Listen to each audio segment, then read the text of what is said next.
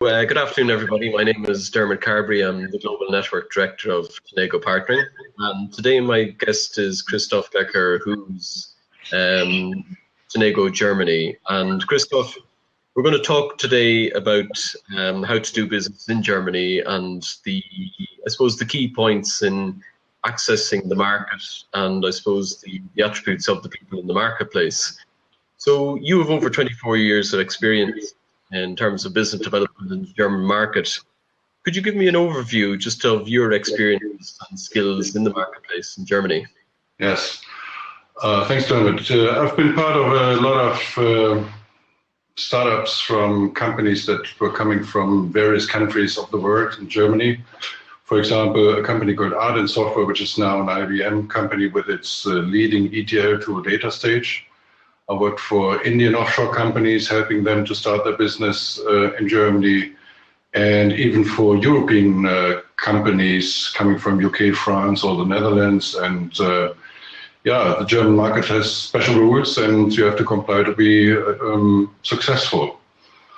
And important to know for the German market is that even the EU consists of 28 countries and more than 20 different official languages and 50 cultures, and you should never underestimate these differences even within the European Union, and that's very important to be successful. So in my career, I focus on helping these companies to start their business or to extend their business in the Central European region, meaning Germany, Austria, and Switzerland.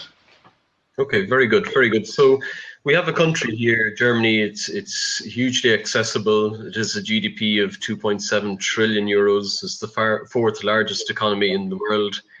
And we need to understand how to approach and to do business in Germany. So in your experience, what are the key things in terms of doing business here? Yeah, the most important thing is to understand the German buying culture. This is crucial for success. And the German business culture means the Germans are strategic buyers, and they are very risk averse. And this means the sales cycle may be longer than expected than in other countries where you have mainly tactical buyers like in the US.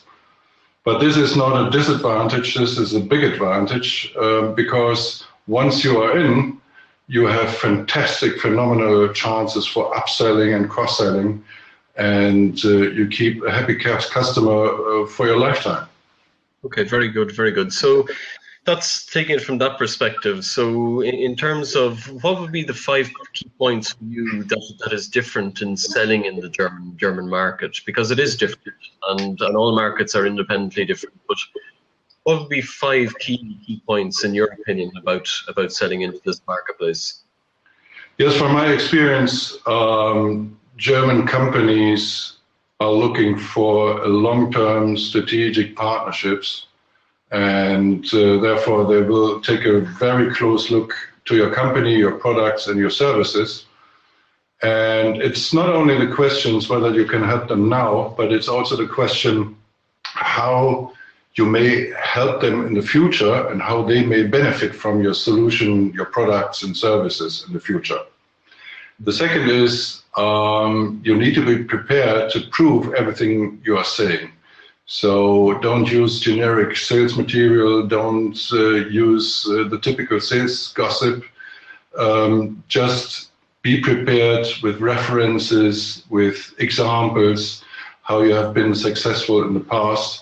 And the Germans always think, how does this solution solve my individual problem? Third is the German meeting culture. So meetings always start on time and end on time. And it's always expected that you are delivering what you have agreed on in the agenda. Presentation should get to the point very quickly and using direct, clear, and logical language. The next thing is value for money. So the Germans are very price sensitive. They have high expectations for quality. very often they expect a certification, for example, in SAP business or in the security area, and they expect a fantastic after-sales support. And the last thing, contracts go into a great detail, which doesn't mean that it must be a bad thing, but they expect to define project goals, functions of the software, functions, features, software service level agreements, and this means you really have to deliver what you have promised. These are the 5, from my point of view, most important things. Okay, and you mentioned the language of business there as being so very, very important, but in terms of the actual language, I mean, in order to do business in Germany, do you have to speak German? Not necessarily, but it helps. So there have been some exceptions in the past where companies have been successful, but having German-speaking people on board definitely increases dramatically your success. Most of the Germans are speaking English, but they have to leave their comfort zone to do so. And they expect to have meetings and negotiations in German. And the most important thing is, after having sold your solution, they expect German-speaking technical support. This is definitely a must, having technical people for the support. Okay, excellent. Well, one thing that I've noticed about the German market, and it's in certain respects, it's not in all markets across the world, is that there's a huge amount of independently private-owned businesses that are quite scalable and sizable businesses. Is that an issue in the German market, and does it make the whole area of engagement easier or harder with these companies? Large companies, privately owned, are acting like listed companies, so there is not a big difference. But if you want to sell to SMEs, it depends on the individual owner of the company how to move forward. So it might be the best to be or to become a member of business associations, or meet these guys in the Chamber of Commerce meetings to get an idea how to move forward. And we are part of the most important SME associations in Germany and Switzerland. Okay, very good, very good. And in terms of we talked this day about data protection and how restricted we can be in terms of accessing people, and there's been a lot of change in that whole area. So when we go to talk with prospective clients, when we go to talk with leads and so on, what are the do's and don'ts? Let's say, take example in terms of emailing or email broadcasting, that you feel should be raised here today for people looking to access the German market. You have to be very careful. So we have in Germany very strict regulations using email, phone, fax, and letters for the initial sales approach. So B2C calls are not allowed. So except you got a double opt-in, then you are allowed to contact them.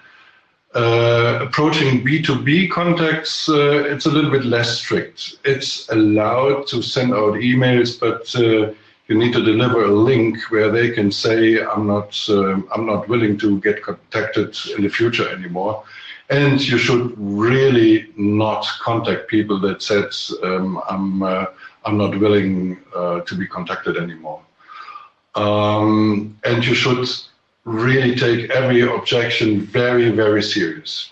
So there are a lot of lists available on the internet, so-called Robinson lists or other lists of companies and people within companies that do not want to get contacted by sales calls. So be very careful.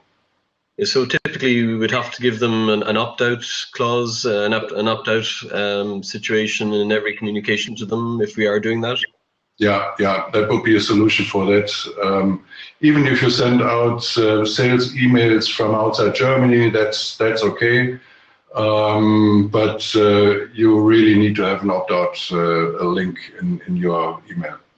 Okay, so in our space, Germany is such a mature technology market, and we know that it accounts for around 1/5 of the European market. It is a massive market in terms of the technology sector.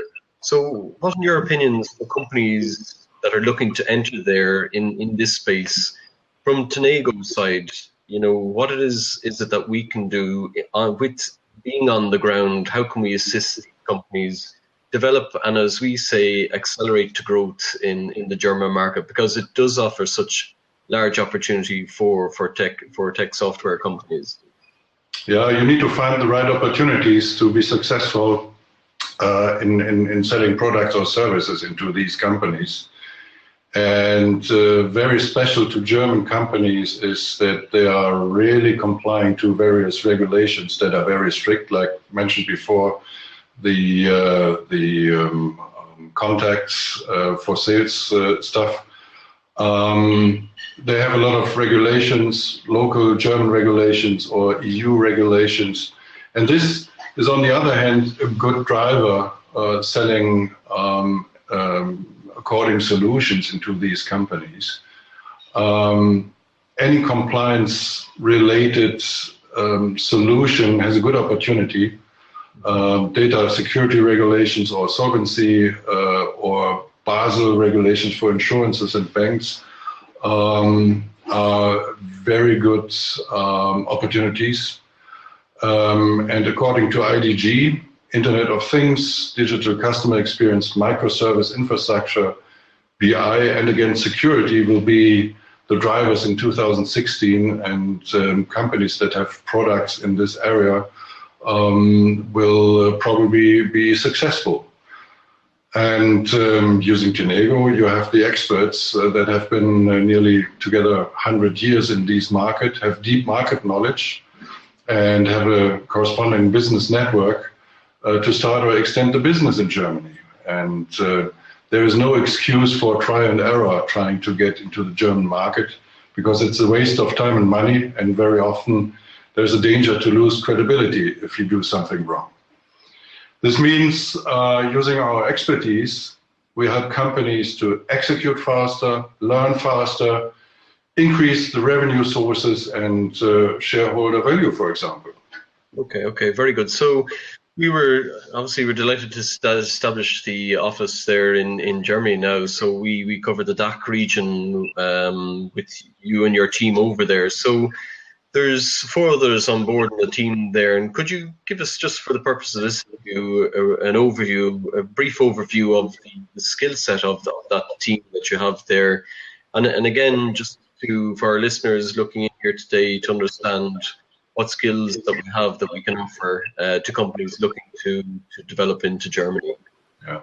First of all, we have offices in all the most important regions of Germany and Switzerland. We have an office near Zurich, we have an office near Frankfurt in Germany, Cologne, Düsseldorf, and one in the north next to Hanover, where a lot of insurance companies are. We have around 100 years of sales experiences and the corresponding existing network of decision makers in various companies. We are part of various associations, and we know a lot of people within companies, associations on different levels.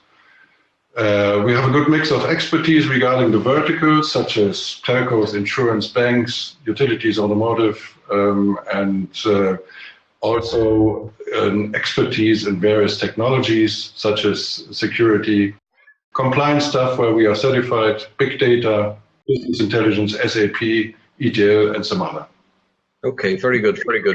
So that basically that gives us a good overview, Christoph, of the German market. I suppose the intricacies in terms of what we need to do in going into the market, just as a starting point for people, and then Tanego's skills on the ground in the German market. So I'd like to thank you for doing the interview with us today about doing business in Germany. For the viewers that are looking at this live broadcast, if they want further details, they can go to www.tanego.com tenegopartnering.com, where you can access previous webinars, our blogs, and other bits and pieces from Tenego. So Christoph, thank you very much, and we speak to you again soon. You're welcome. Bye. Take care. Bye-bye. Bye-bye.